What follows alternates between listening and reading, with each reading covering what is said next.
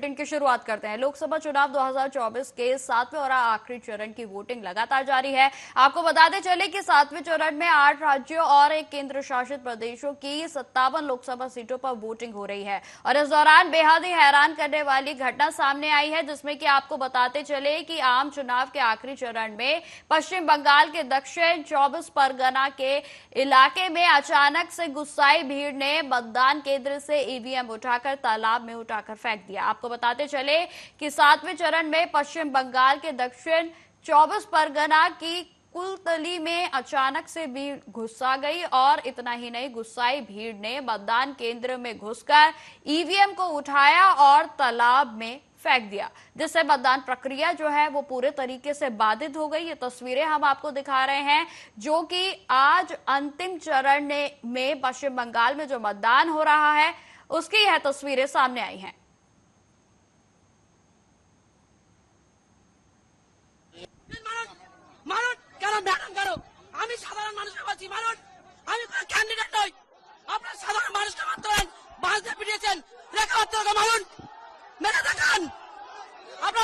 চাকরি করেন, আপনাদের ধিক্কার জানাই, লজ্জা হওয়ার দরকার আপনাদের লজ্জা হওয়ার দরকার। মুখ্যমন্ত্রীর কেনা গোলাম একটা ভোট বন্ধ করার জন্য মুখ্যমন্ত্রী আপনাদের কিনে রেখেছে। আপনারা লুকানোর চেষ্টা করছেন, পালানোর চেষ্টা করছেন, দেবে না, উত্তর দেবে না। পুলিশ হচ্ছে মুখ্যমন্ত্রীর কেনা প্রাট্টু গোলাম, ঠিক শেখ শাহজাহানের মতো। এখানে উত্তর দেবে না, তাই উত্তর না দেওয়ার জন্য পাবলিক যেটা করবে সেটা মেনে নিতে হবে রাজ্যের পুলিশকে। इसी खबर पर अधिक जानकारी के लिए पश्चिम बंगाल से ज्योति दत्ता हमारे साथ जुड़ गए हैं। तो ज्योति दत्ता, खबर को लेकर क्या कुछ ताजा अपडेट सामने आ रहा है? देखिए, आज 14 चरण का जो इलेक्शन है वो बंगाल का 9 सीटों पर आज इलेक्शन हो रहा है। तो सुबह से ही एक दिखा जा रहा है तृणमूल जो समर्थक है, सपोर्टर्स है, उन्होंने वो बूथ को जैम कर रहे थे, आदमियों को वोट देने के लिए बाधा दे रहे थे और एक बड़ी घटना घटी है। वो कोलतली में एक ईवीएम को वो तालाब में फेंक दिया गया है और एक से है वो तो 24 परगना का संदेश खाली में जो रेखा पात्र उन्होंने बोला है और जो पुलिस को ममता बनर्जी का दास है, पुलिस अच्छे से काम नहीं कर रहा है और ऐसा बोल के वो बोला है। और सभी जगह में वो उत्तर कोलकाता, बरानगर अगर बात की जाए कि आज आखिरी चरण का चुनाव है और इस बीच यह जो तस्वीरें आई हैं वो अपने आप में ही सुरक्षा व्यवस्था के चाक चौबंद पर कई तरीके के सवाल खड़े करती है। हाँ, देखिए, वो लास्ट जो चरण है वो आज वोट का है, लेकिन वो निर्वाचन कमीशन में वो बोले थे कि सब बंदोबस्त और सुबंदोबस्त है, लेकिन आज ऐसा ही हम लोग देख रहा है क्या वो ओपन फील्ड में जो वो तृणमूल जो समर्थक ने वो सभी का टाइम है बूथ का अंदर जाके वो फॉल्स वोट दे रहा है और ऐसा ही चल रहा है अभी उनमें। ज्योति जी, जो हिंसा भड़की है आखिर ये किस कारण भड़की, क्या इस पर अभी खुलासा हो पाया है? हाँ, बोलिए और एक बार। हेलो जी ज्योति जी, आप तक मेरी आवाज पहुंच रही है? हाँ बोलिए जी। जिस तरीके से यह तस्वीरें सामने आई हैं तो आखिर किस कारण जो है ये हिंसा भड़की, क्या इस पर अभी कोई खुलासा हुआ? नहीं, देखिए, वो जितने टाइम वो बंगाल में इलेक्शन हो, तो वो पंचायत हो, वो पार्लियामेंट का वोट हो, असेंबली का वोट है, ऐसा ही एक ट्रेंड है, एक टीएमसी का ट्रेंड है जो ऐसा करके उन्होंने वोट कर रहा थे। वो पुलिस का साथ है, वो पुलिस यहाँ पर वो बोल रहा है ये क्यूआरटी टीम जो है वो क्या एडमिनिस्ट्रेशन का क्यूआरटी टीम है, और निर्वाचन कमीशन का, इलेक्शन कमीशन का कोई क्यूआरटी टीम अभी यहाँ पर नहीं है। तो ज्योति दत्ता जी, अधिकतर देखा जाता है कि बंगाल से ये तस्वीरें जो आना है वो आम बात है, क्योंकि कोई भी वहां पर चुनाव होता है तो ऐसी तस्वीरें देखना एक बिल्कुल नॉर्मल बात हो गई है। तो ये कहीं ना कहीं इलेक्शन कमीशन पर भी कई तरीके के सवाल खड़े करता है। हाँ, देखिए, इलेक्शन कमीशन वो पहले से ही बोल रहे थे जो अच्छे से इलेक्शन होगा, लेकिन आज हम सुबह से ऐसा ही देख रहे थे सभी जगह में वो 9 सीटों में आज इलेक्शन हुए। वहाँ एक ही सुबह से भी वो टीएमसी जो वो कार्यकर्ता है, वो समर्थक है, वो बंगाल में वो पहले चरण भी जो था आज उससे ज्यादा हिंसा हुआ है।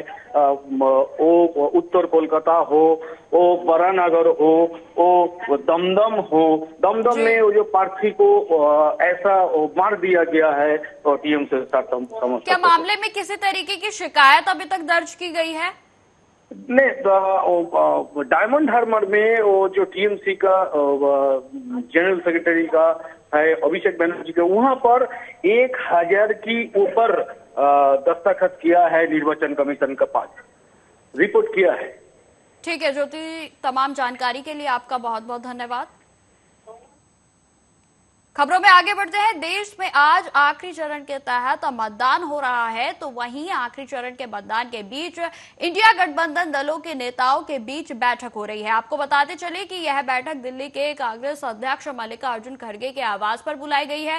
बैठक में शामिल होने के लिए विभिन्न दलों के नेता दिल्ली पहुंच भी गए हैं। आपको बताते चले कि बैठक बीते 3 बजे जो है वो शुरू हो गई थी और माना जा रहा है कि बैठक में इस बात पर चर्चा हो रही है कि चुनाव के बाद आखिर इंडिया गठबंधन किस रणनीति पर काम करेगा। कहना क्या है कि इंडिया गठबंधन की सरकार बनने जा रही है। कितनी सीटें आएंगी, क्या लगता है? जो आप लोग कर रहे हैं, देखिए सबसे बड़ी बात है कि जो आप लोग करेंगे वो नहीं होना है, होना तो वही है जो अभी है, लेकिन आप लोग अधिकारियों पे साइकोलॉजिकल दबाव बनाना चाहते हैं तमाम लोग, जिसका दाना उसका गाना। और आप खुद सोचिए, वो जो समुद्र की तरफ चेहरा करके बैठे हैं, सच्चाई तो यह है कि उन्होंने पीठ कर ली है जनता की तरफ। इस बार जनता भी उनके खिलाफ खड़ी हो गई है। तो जिस तरीके से इंडिया गठबंधन की बैठक जो है इस समय चल रही है, जिसमें तमाम नेता जो है इंडिया गठबंधन के वो शामिल हो गए हैं, वहीं आपको बताते चले कि इसी बीच जो है समाजवादी पार्टी अखिलेश यादव के द्वारा भी जो है तंज कसा गया। और साथ ही साथ आपको बताते चले कि जिस तरीके से मतदान चल रहा है और उस बीच ये बैठक हो रही है, तो कहीं ना कहीं कई अहम मुद्दों पर जो है निर्णय लिए जाने की आशंकाएं जो है वो जताई जा रही है। इसी खबर पर अधिक जानकारी के लिए मेरे सहयोगी न्यूज रूम से पुष्पेंद्र मेरे साथ जुड़ गए हैं। तो पुष्पेंद्र, जिस तरीके से बैठक चल रही है गठबंधन की, तो क्या कुछ ताजा अपडेट जो है सामने आ रहा है? जी बिल्कुल, दिल्ली में मल्लिकार्जुन खड़गे के आवास पे ये बैठक 3 बजे शुरू हो चुकी है और इस बैठक में इंडिया गठबंधन के तमाम नेता वहां पर मौजूद हैं और काफी कुछ लोग जो इंडिया गठबंधन के वो पहुंच चुके हैं। हालांकि ममता बनर्जी इस बैठक से दूरी बनाए हुए हैं, अभी तक उनकी तरफ से किसी तरह की कोई प्रतिक्रिया नहीं आई है। हालांकि उन्होंने बैठक से पहले ये जरूर कह दिया था कि मैं बेशक बैठक में मौजूद नहीं हूँ, लेकिन दिल से मैं वहीं पर मौजूद रहूंगी। और अब इस बैठक में किस तरह की रणनीति आगे की बनती है और किस चीजों को लेकर इस बैठक का आयोजन किया गया है, उस पर भी जो दावे किए जा रहे हैं वो भी निकलकर सामने आ रहे हैं, क्योंकि आज लोकसभा चुनाव के अंतिम चरण का मतदान हो रहा है। और ऐसे में इंडिया गठबंधन के नेताओं की बैठक का सीधा सीधा मतलब यही निकाला जा सकता है कि आगे की जो कार्रवाई है उसको लेकर किस तरह की रणनीति इंडिया गठबंधन की तरफ से रहेगी, उन चीजों को लेकर चर्चा रहेगी। हो सकता है कि इसको लेकर वो प्रधानमंत्री का चेहरा कौन रहेगा, इस बारे में भी वो एक तरह से डिस्कस कर सकते हैं। और दूसरी बात अगर हम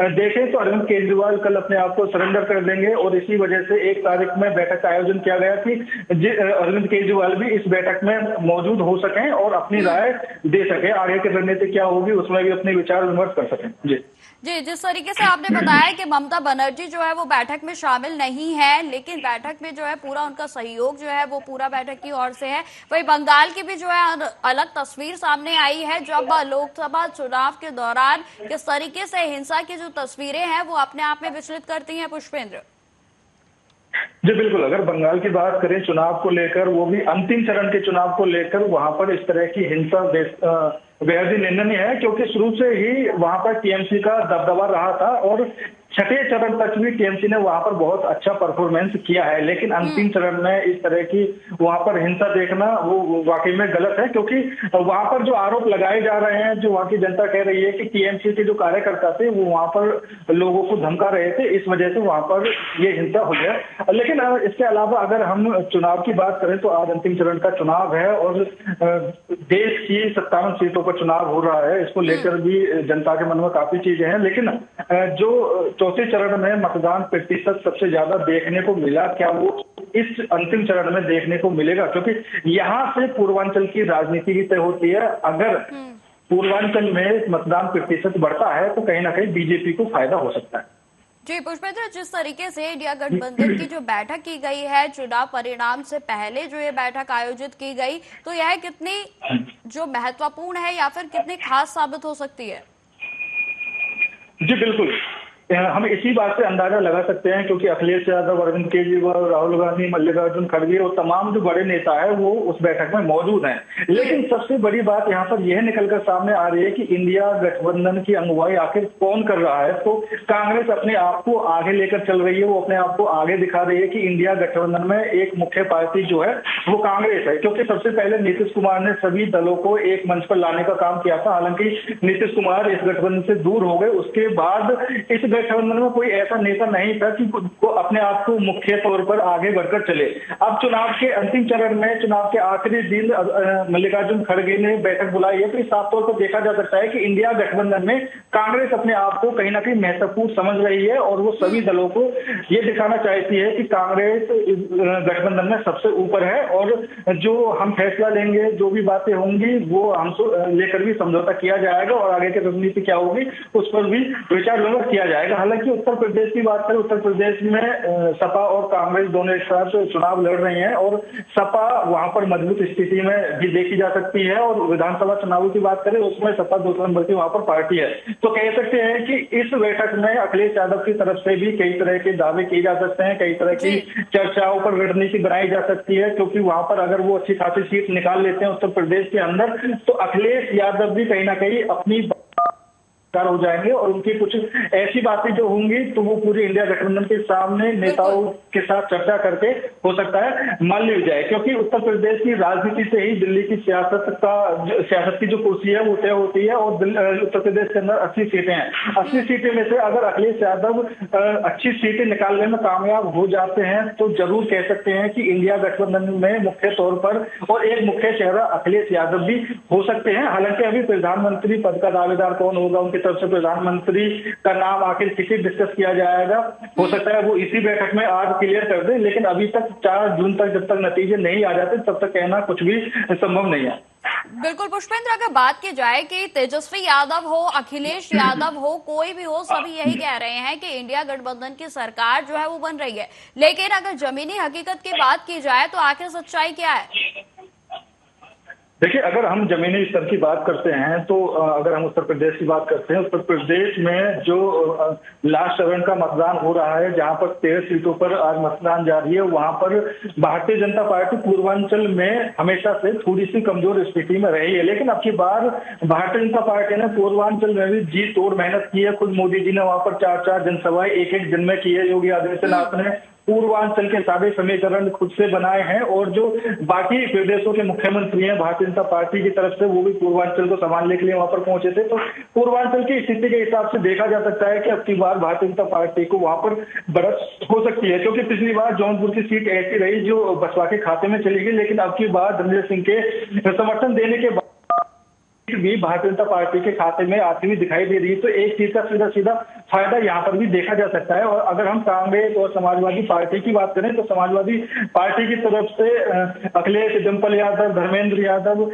ये जो 4-5 सीटें इनकी पारिवारिक सीटें हैं, तो हम कह सकते हैं कि ये सीटें कहीं ना कहीं निकल सकती हैं और जो बाकी सीटें हर सीट पर टक्कर देखी जा सकती है। क्योंकि अगर हम कांग्रेस की बात करें तो कांग्रेस अमेठी सीट पर बीजेपी की तरफ से स्मृति ईरानी है, उनके सामने जो कांग्रेस से हैं के शर्मा जी वो चुनाव लड़ रहे हैं। पिछली बार राहुल गांधी वहां से चुनाव हार गए थे, तो अब की बार समीकरण काफी कुछ बदल चुके हैं। लेकिन जो रायबरेली की सीट कांग्रेस की वो बिल्कुल सुरक्षित सीट मानी जाती है। सोनिया गांधी वहां से 4 बार सांसद रहे। वहां पर राहुल गांधी अब की बार दावेदारी पेश कर रहे हैं, तो कहीं ना कहीं कह सकते हैं कि रायबरेली की सीट सुरक्षित हो सकती है कांग्रेस की तरफ से। बाकी जो पूरे उत्तर प्रदेश के समीकरण है वो कहीं ना कहीं बदलते हुए नजर आ रहे हैं, और हर चरण में पिछली बार भारतीय जनता पार्टी ने जो क्लीन स्वीप किया था दोबारा, क्या वो ये इतिहास दोहरा पाती है, पुराना प्रदर्शन दोहरा पाती है या नहीं, वो तो 4 तारीख में ही पता चले। बिल्कुल। अगर पुष्पेंद्र राजधानी दिल्ली की बात की जाए तो कल सीएम केजरीवाल के द्वारा जो है सरेंडर कर दिया जाएगा, और उससे पहले यह बैठक की गई है, तो ये कितनी अहम हो सकती है? क्योंकि दिल्ली में भी जो है आम आदमी पार्टी की बात की जाए या फिर इंडिया गठबंधन की बात की जाए तो पूरा जो एक जबरदस्त मुकाबला जो है वो देखा जा रहा है। बीजेपी हो या फिर इंडिया गठबंधन हो, दोनों के बीच कड़ी टक्कर देखने को मिल रही है। देखिए, बिल्कुल अगर हम दिल्ली की बात करते हैं तो दिल्ली में अरविंद केजरीवाल 4 सीटों पर चुनाव लड़ रहे हैं, तो 3 सीटें उन्होंने अपनी सहयोगी कांग्रेस को दी है।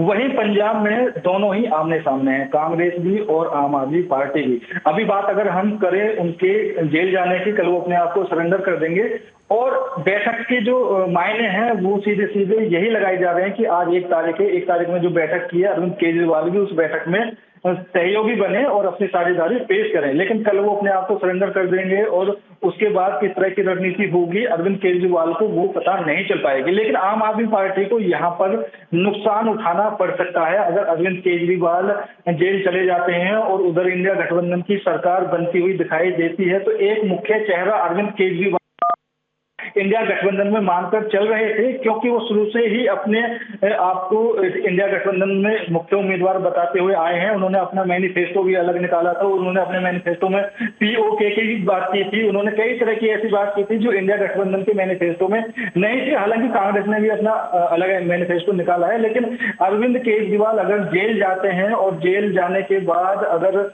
इंडिया गठबंधन की सरकार बनती हुई नजर आती है तो यहाँ पर आम आदमी पार्टी को बहुत बड़ा नुकसान उठाना पड़ सकता है, क्योंकि विपक्ष में इंडिया गठबंधन में अरविंद केजरीवाल चेहरा अभी तक माने जाते हैं। अगर वो जेल से बाहर रहते तो हो सकता है इंडिया अगर बनती तो उनके नाम पर भी मोहर लग सकती थी। लेकिन अगर वो जेल चले जाएंगे तो आम आदमी पार्टी के लिए एक बहुत बड़ा नुकसान यहाँ पर देखा जाएगा। तमाम जानकारी के लिए आपका बहुत बहुत धन्यवाद। तो जिस तरीके से आपको बताते चले कि पूरे देश भर में लोकसभा चुनाव चल रहे हैं और सभी सीटों पर मतदान जो है 6 बजे तक जारी रहेगा, और इसकी तस्वीरें भी हम लगातार आपको दिखा रहे हैं। तो फिलहाल इस बुलेटिन में इतना ही। देश दुनिया की तमाम खबरों की जानकारी के लिए बने रहे हमारे साथ। नमस्कार।